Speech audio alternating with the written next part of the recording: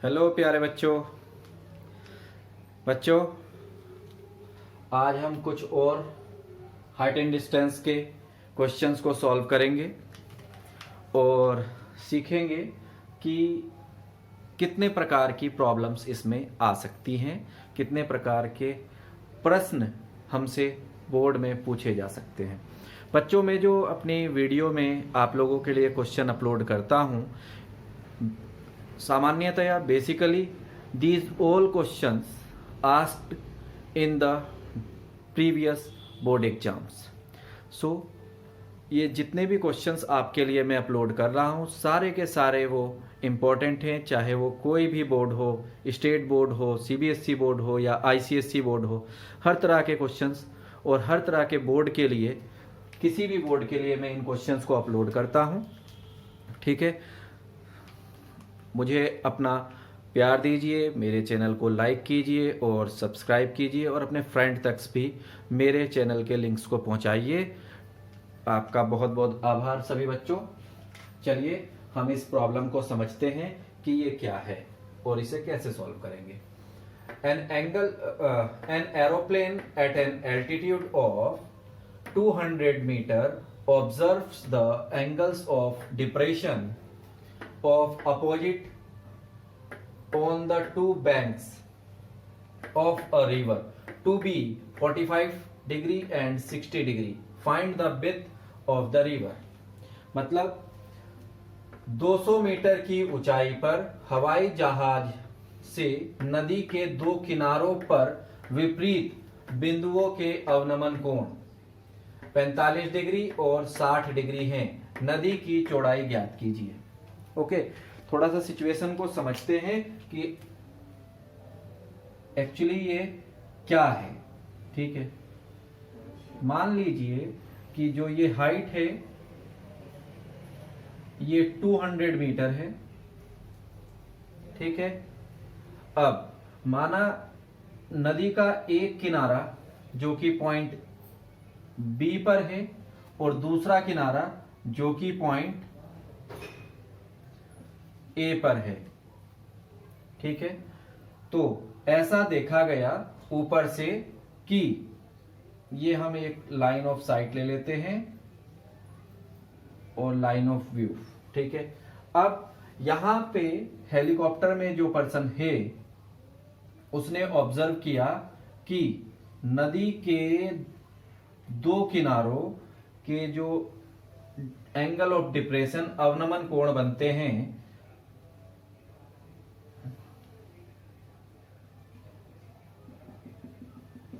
ये रिवर है और रिवर के ओके इसको हम ऐसे बनाते हैं। ये रिवर है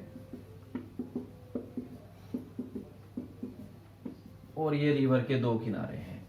एरोप्लेन में कोई बैठा हुआ व्यक्ति देखता है कि जो पॉइंट ए है उससे जो एंगल बनता है वो 45 डिग्री का है और जो एंगल ऑफ डिप्रेशन, जो अवनमन कोण बी के साथ बनता है वो 60 डिग्री का है।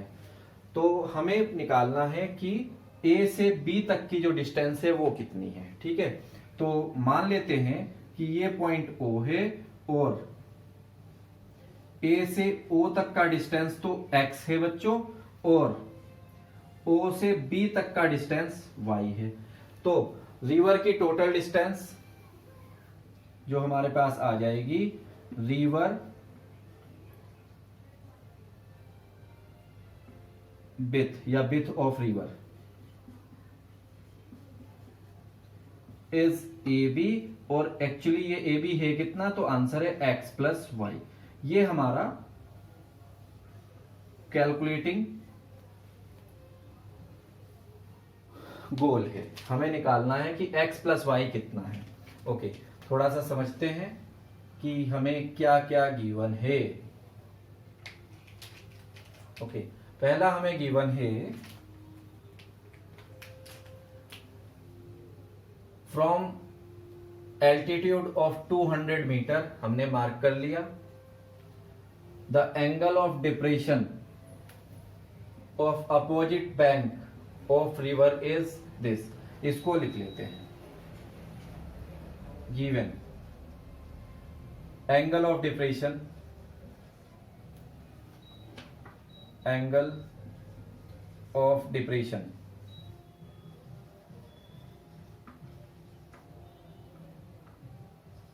at opposite end, या बैंक लिख लीजिए, बैंक ऑफ रिवर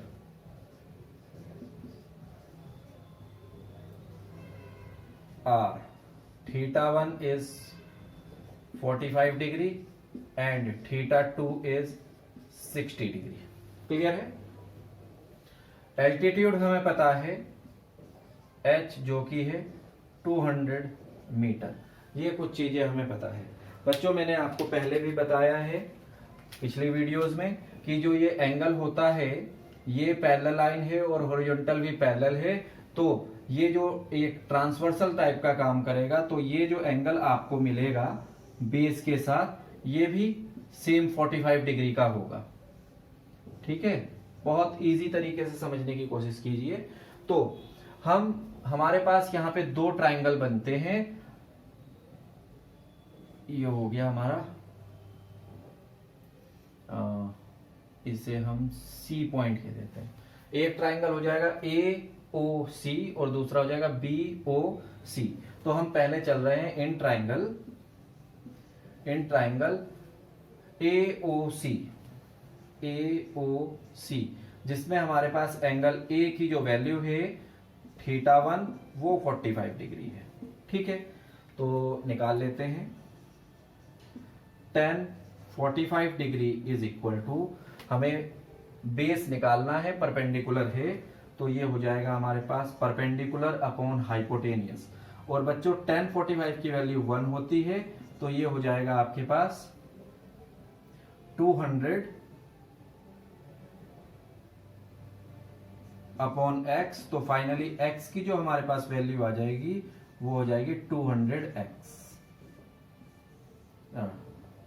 200 मीटर। ये तो हमारा x का वैल्यू हो गया। अब हम निकाल लेते हैं y का वैल्यू। फॉर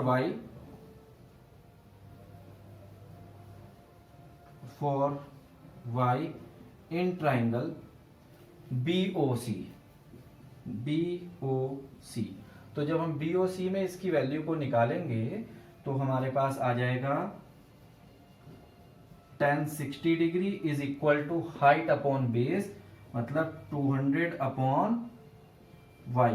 तो बच्चों ये वैल्यू हमारे पास आ जाएगी √3 is equal to 200 upon y। तो हमारा y का जो वैल्यू होगा वो हो जाएगा 200 upon √3।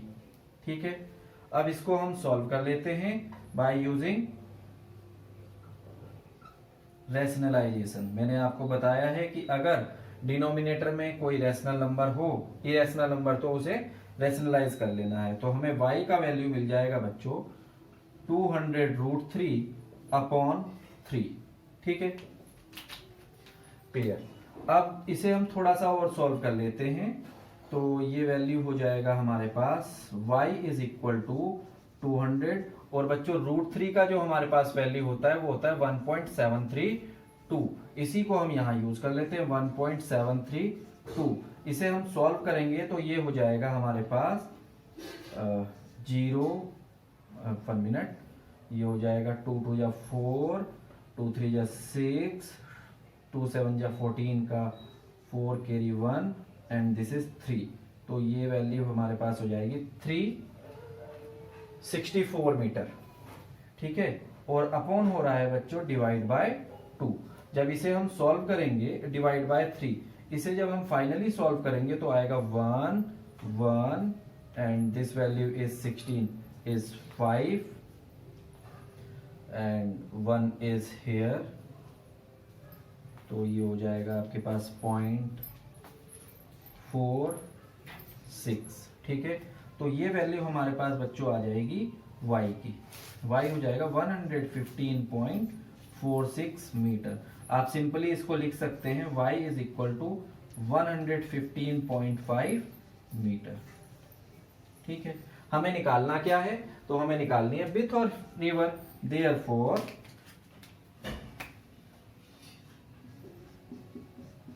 width of river AB, that is AB is equal to x plus y, और हमारे पास x का वैल्यू है 200 और y का वैल्यू हमारा निकला है 115.5, तो this value is comes to 315.5 metre. This is the width of river. ठीक है, note down this answer.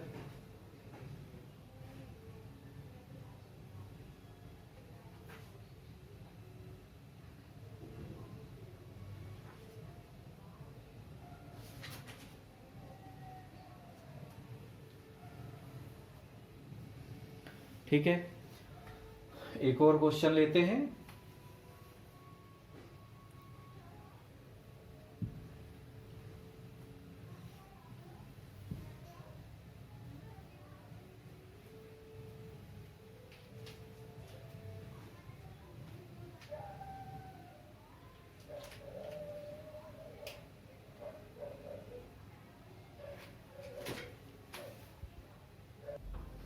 Okay बच्चों, नेक्स्ट क्वेश्चन है, from the top of a building 60 metre high the angle of depression of the top and the bottom of a tower are observe to be 30 degree and 60 degree. Find the height of tower.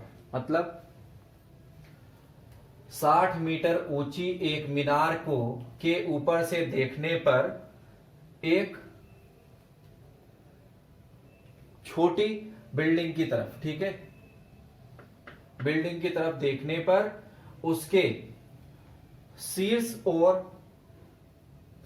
और पैर के जो अवनमन कोण बनते हैं वह 30 degree और 60 degree हैं. हमें उस छोटी वाली जो बिल्डिंग है उसकी हाइट निकालनी है.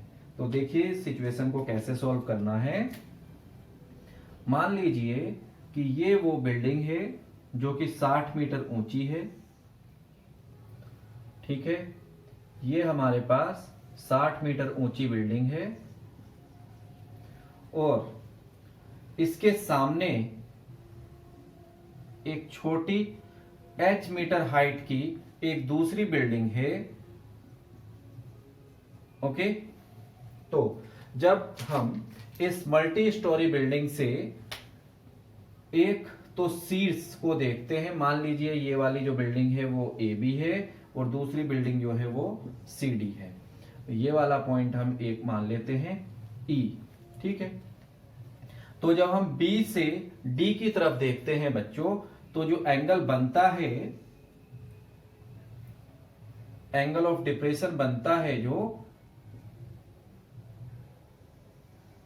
वो वाला जो एंगल है ये 30 डिग्री का एंगल बनता है. ठीक है, और जब इसी बी पॉइंट से सी को देखते हैं, मतलब इस दूसरी वाली बिल्डिंग के फुट को देखते हैं, तो जो एंगल बनता है बॉटम पे, ये वाला जो एंगल ऑफ डिप्रेशन बनता है ये वाला 60 डिग्री होता है. ठीक है, हमें निकालना है कि इस वाली बिल्डिंग की हाइट कितनी है.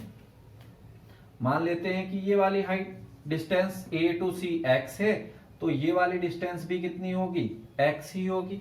एज अ रेक्टेंगल हम यहाँ पे ए सी डी ई को एक रेक्टेंगल मान लेते हैं, तो ये वाली हाइट एच हो जाएगी. तो ये जो लेफ्ट बचती है ये वाली हाइट बच्चों, ये हो जाएगी 60 माइनस एच. ये बात आती है समझ में. ठीक है, अब जो मैंने आपको बताया है कि जब हम इस कॉन्सेप्ट को लेते हैं डिप्रेशन के, तो ये एंगल ऑफ एलिवेशन के बराबर ही होता है because of alternate interior angle. तो पहला एंगल तो 30 डिग्री का हो जाएगा और ये जो बड़ा वाला एंगल है इसका हम 60 डिग्री मान लेंगे. तो अब हमारे पास दो फिगर हैं, एक ट्राइंगल बनता है बी डी ई और दूसरा ट्राइंगल बनता है बी सी ए. तो देखते हैं इसको कैसे करना है. ये हमने सॉल्यूशन स्टार्ट किया. इसमें हमें गिवन है कि एक बिल्डिंग है, a building of height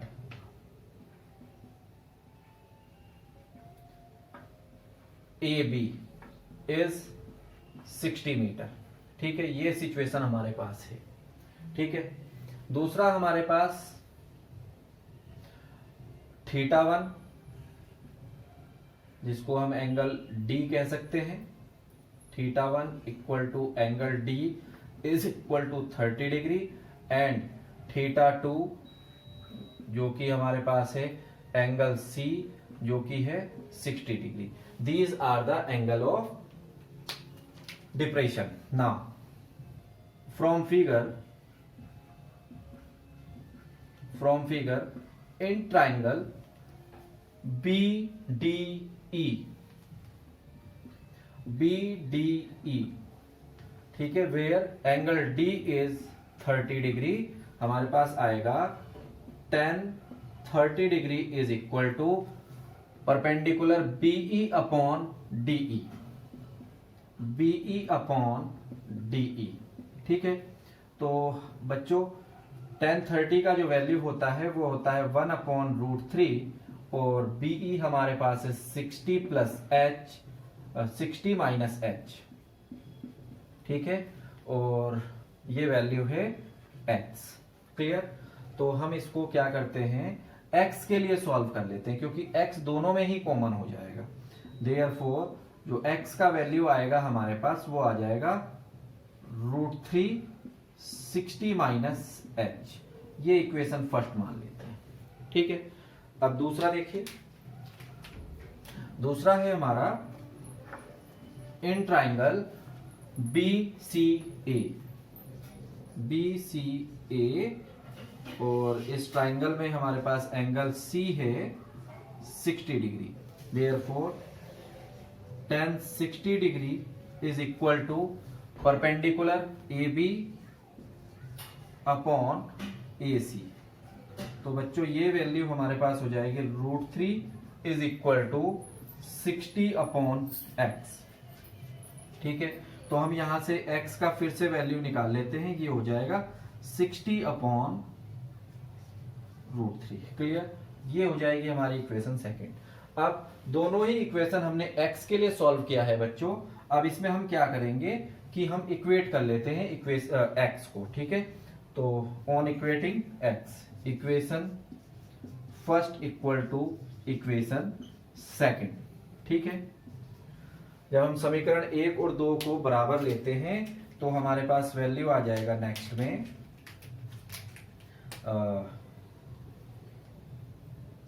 60 upon √3 equal to √3 60 minus H। Clear? अब ये √3 वहां मल्टीप्लाई हो जाएगा तो वैल्यू हो जाएगी 360 माइनस H। इसको सॉल्व कर लेंगे तो ये हमारे पास आ जाएगा बच्चों 180 माइनस 3H इक्वल टू 60। इस 60 को ट्रांसफर करते हैं राइट में और उधर से 3H को ले आते हैं लेफ्ट में, तो हो जाएगा हमारे पास 3H is equal to 180 minus 60। तो 3H का वैल्यू आ जाएगा बच्चों 120।